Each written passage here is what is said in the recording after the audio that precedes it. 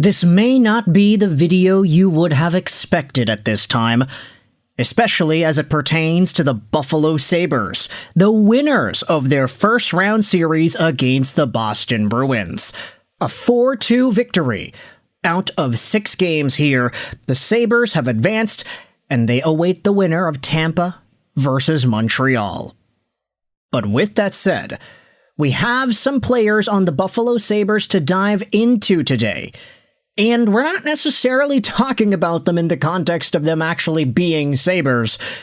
Instead, we are diving into names that the Detroit Red Wings could go out there and target, either via trade or free agency. Today's source is Spectre's Hockey from May 1st, 2026, so yesterday's edition of the program. And what I wanted to do with this May 1st issue was scroll down into the athletic portion written about by Max Bultman. You see, there was this article by Bultman posted about a week ago on The Athletic. It's behind a paywall. You could go out there and click the link in the description. I'll also direct you here if you have The Athletic and want to read it. But Max Bultman writes about Red Wings trade and free agency targets. Who could Detroit end up taking to lift them over the hump? This is the write-up and the summary from Spectre's Hockey. Bultman looked at some potential offseason free agent and trade targets for the Detroit Red Wings to boost their chances of ending their long playoff drought. Alex Tuch of the Buffalo Sabres, Mason Marchment of the Blue Jackets, and Anders Lee of the New York Islanders top his list of potential free agent candidates. Trade targets could include Buffalo Sabres forwards Josh Norris and Jack Quinn, and Columbus Blue Jacket forward Kent Johnson.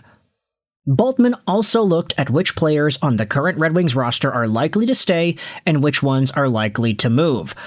Players with term remaining on their contracts like Comfer, Rasmussen, and Appleton are potential trade candidates, and pending UFAs JVR, David Perron, and Cam Talbot could move on.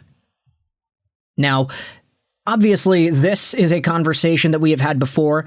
The Red Wings probably should find a way to get off of Comfer, Appleton, Rasmussen. These guys don't necessarily provide much for the Red Wings.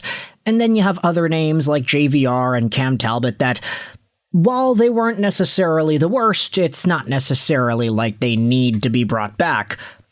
But with that said, there are a number of Buffalo Sabres that are mentioned here as potential wings, starting out with the free agent target, Alex Tuch. A guy who, in the first-round series against Boston, was able to put up 7 points, 4 goals, and 3 assists in the 6-game series. He has been over a point per game before, scoring 79 points in 74 games with Buffalo 3 seasons ago. This season, he only had 66 points in 79 games. Tuch, for whatever reason, is unsigned, although this is a guy that was very well documented to have been proud to play for his hometown Buffalo Sabres team. He's 29 years old, and based off of some of the contract comparables we are hearing for this guy, he could be asking for 8 figures a year. Is that crazy? I'm not sure. You can let me know your thoughts in the comment section below. Guys like Adrian Kempe, Kyle Connor, and especially Kirill Kaprizov ended up setting the bar super high for wingers on their way to UFA status. And Alex Tuch is one of these guys that if the Buffalo Sabres don't agree to give him a certain amount of money, he could just walk. Now, money doesn't really seem to be a problem for the Detroit Red Wings. Tuch obviously making $4.75 million right now. He will demand a pretty big increase, but the Wings have cap space to pretty much take on anybody. So if Tuch ends up just going to the highest bidder, there is a chance that the Red Wings could put a sizable offer in there. With that said, there are 2 other names discussed as potential Sabres turned Red Wings on the trade front, Josh Norris and Jack Quinn, 2 guys that have had various spotlights shined on them for different reasons over the past few years. Josh Norris is a guy that for the longest time in Ottawa just could not stay healthy, and lo and behold, this season in Buffalo, he could not stay healthy. I mean, 44 games played, the guy was only available half the time. 34 points in that span, which is not bad, but then again, you think about it, this is a player that was a former 35-goal scorer in 66 games with Ottawa back in 2022. Norris just could not get any consistent playing time. And even in the playoffs this year, the guy has 1 goal in only 3 games played. Make no mistake about it, Josh Norris has not been as available as you probably want out of a guy who is touted as a top 6 30-goal scorer. He's making $7.9 million to the end of 2030, so already there's a contractual commitment to him long-term. I mean, it'll take him till he's 30 years old. I think that's a pretty reasonable offer. It's only reasonable if he's actually in the lineup and he's actually producing, right? If you're only getting half the season's worth of games out of this guy, sure, he could produce, but you want somebody who will legitimately be in your lineup if you want a top 6 forward. Plus, you would have to assume that the price for Josh Norris maybe isn't as high anymore, trade value-wise, than it had been a few seasons ago. Meanwhile, Jack Quinn is a guy that Buffalo took a pretty big swing on at 8th overall back in 2020.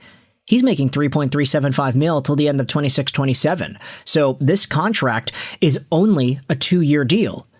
He's 24 years old, and this season he had produced 51 points in 82 games. He's got 3 points in the 6-game series, and Jack Quinn is all of a sudden putting it together at the National Hockey League level. He was super productive in the Ottawa 67 system in the OHL. It's why he ended up going top 10. And after a few seasons developing in Rochester and not really getting the most NHL playing time nor production, he had this breakout season with 20 goals.